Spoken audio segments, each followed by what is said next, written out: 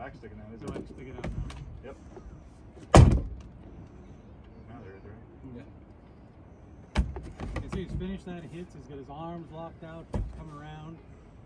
A lot of times, people get themselves in the wrong position, and as they lock out their hands, you can see them, it's pushing them away from the log, or they gotta lean into the log.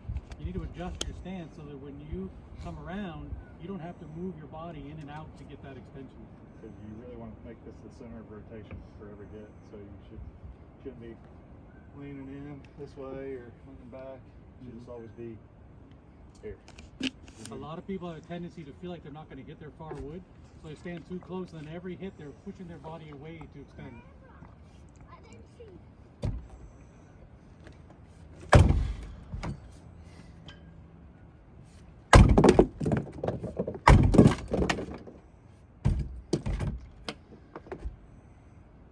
Gave myself a little bit of room there. Just change the angle dramatically just to pick up that wood. Now, do you only do that on the bigger blocks, or even like 11s and 12s as well? If I get 10, Yeah. if I done something wrong, so if I don't take a punch. You want the handle as horizontal as possible. But, you know, like when you finish, like the end, like you want it as straight as possible, come across, not toed or Yeah, in any position. You know, like when you say you first round. Yeah. You know. Like from the outside. Yeah. Yeah. So if I'm here, it's like you're overcutting this wood down through here. Mm-hmm. This wood gets pinched out. Okay. So it's like you really want it to be as square across as possible. So if somebody like Hunter, oh, he's not here. Like Hunter really, he has an issue with his, running downhill. Yeah. How so, would someone like Hunter correct that? That's always standing just straight up. Okay. So it's just getting back down into an athletic stance, flatten that axe. Won't really notice it. On the front leg as well, right? So as you're coming to the log, you're up to the front leg as you start to walk out, and stop the rotation on that and bring your rear one through. You don't want to lunge at the log, right? Like if you just want to just bring your right knee to the left knee, you definitely don't want to do that, right?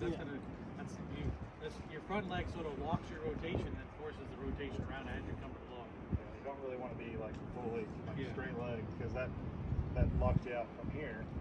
If you do that, then you can actually rotate and let you come around even more. Going fully straight kind of makes it difficult to recoil to go into your backswing. Yeah, because if you do that, then you got to pop. Yeah. And does your front foot move at all when you're swinging, or? I try not to. Okay. That's always the thing, I guess. Yep. Like everybody that I've ever watched and seen, their foot's moving a little bit, but again, it's like more movement you have, more things that can be out of place. If I move, my foot's like out here, well, then I have to hit past myself, right?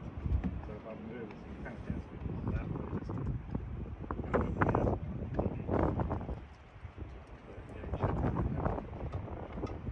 How far past the log do you want the handle?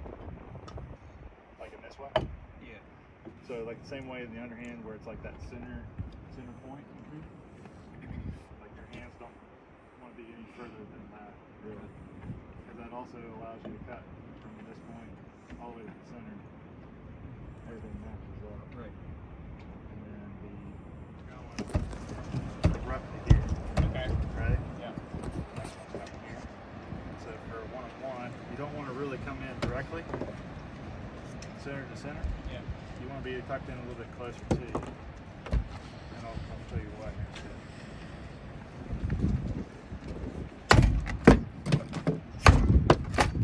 Right. So now you've created your corners to aim for. Hey, I missed that on video. Look, one of the keys to one-on-one is they got to be on the same plane. You want to, otherwise you'll cut further on the top or the bottom, and the chip will spin down and hang in your way. It's like there's only one reason why that chip came out, because it was matched up. So it has to be equal left and right. Yeah. So you see where this line and this line meet? That's why that chip came out from there to there. It's inside a little bit here, broke out there. If you think about it, right, if he'd cut the top a little further, hangs right in your way. You're able to fix it. So you got to be able to put this one and this one on exactly the same spot, positioned on this part of the log. In order for that to work. But now what you've done is you create a corner to hit. So if you hit that corner just right, it'll go as far as it can. And if, let's say it's like super soft wood, axe will go all the way, and it'll bump the handle here, but it'll be finished cutting on that far. Because if you cut it more around, you're going to try to hit that far corner, but you're going to bump it on this near corner.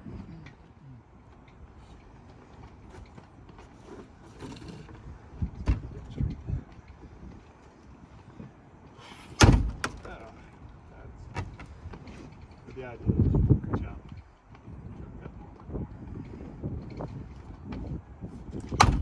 There it is.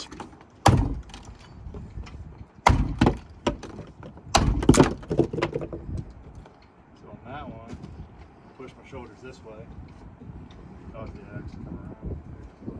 You were looking where you were hitting. Yep. So instead of being more on that plane, I tried to put too much on.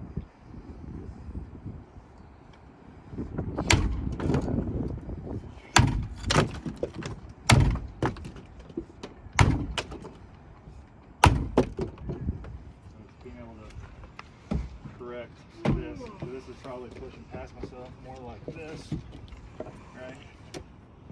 So really let it come around in this way, being more flat. See how much different that is?